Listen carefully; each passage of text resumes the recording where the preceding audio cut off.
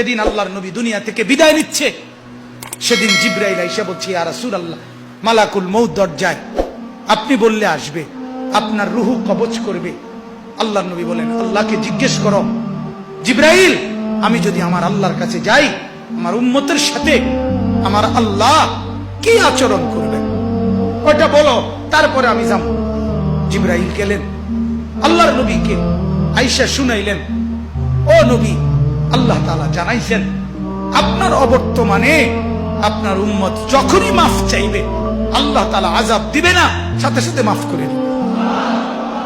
আপনি যেমন মাফ চাইছেন তখন যেমন মাফ করছে, আপনার অবর্তমানে আপনার উম্মত নিজে নিজে মাফ চাইলেও আমি আল্লাহ মাফ করে দিব। এতদিন তো কে মাফ চাইছে? নবী নিজে মাফ চাইছে।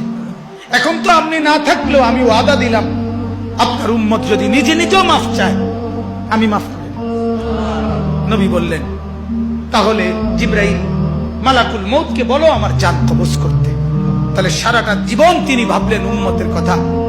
আজ যখন তিনি দুনিয়া থেকে বিদায় নিচ্ছেন তখনও ভাবছেন কার কথা?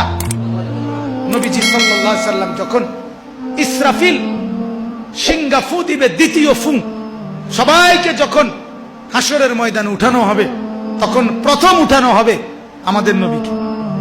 হাদিসে আছে 4 ফেরেশতা জিবরাইল, মিকাইল, ইসরাফিল, আজরাইল আসবেন নবীজির রওজা মোবারকে। এসে সবার পক্ষ থেকে জিবরাইল ডাক দিবে, ইয়া রাসূলুল্লাহ, হাসরের ময়দানে যাওয়ার জন্য আপনি কবর থেকে ওঠেন।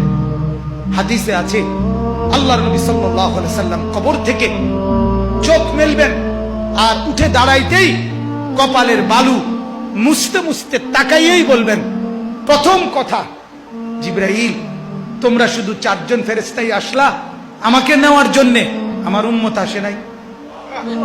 আমার উম্মত কোথায়? আমার উম্মতের হালাত কি?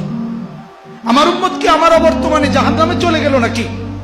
জিবরাইল তখন বলবেন, হায় ইয়া রাসূলুল্লাহ, আজও বললেন না, আজও বললেন না, আজও সেই উম্মত যাওয়ার দিনও বললেন, দুনিয়ায় থাকতেও বললেন, আজও বললেন। আপনার উম্মতের এখনো উঠেই নাই, এখনো তো কবর থেকে কেউ তুলে নাই, আপনাকে তুলেই বাকিদেরকে উঠানো হবে। আল্লাহ নবী বললেন, তাইলে চলো, তাইলে ঠিক আছে, চলো হাসরের মাঠে।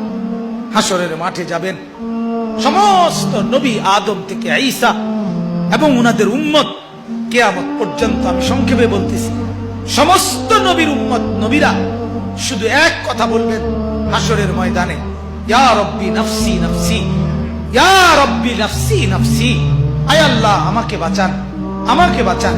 সমস্ত ফেরেশতারাও বলবে, আল্লাহ আমাকে বাঁচান। সমস্ত জিন বলবে, আল্লাহ আমাকে বাঁচান। পুরা হাসরের মাঠে একই শব্দ, আল্লাহ আমাকে বাঁচান, আমাকে বাঁচান।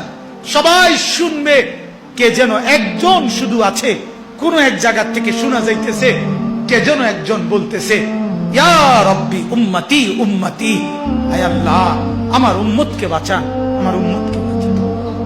তিনি মুহাম্মদুর রাসূলুল্লাহ সাল্লাল্লাহু আলাইহি ওয়াসাল্লাম। নওজোয়ান, তোমাকে বলি, যিনি দুনিয়াতেও কাঁদলেন, যিনি কবরে যাওয়ার দিনও কাঁদলেন,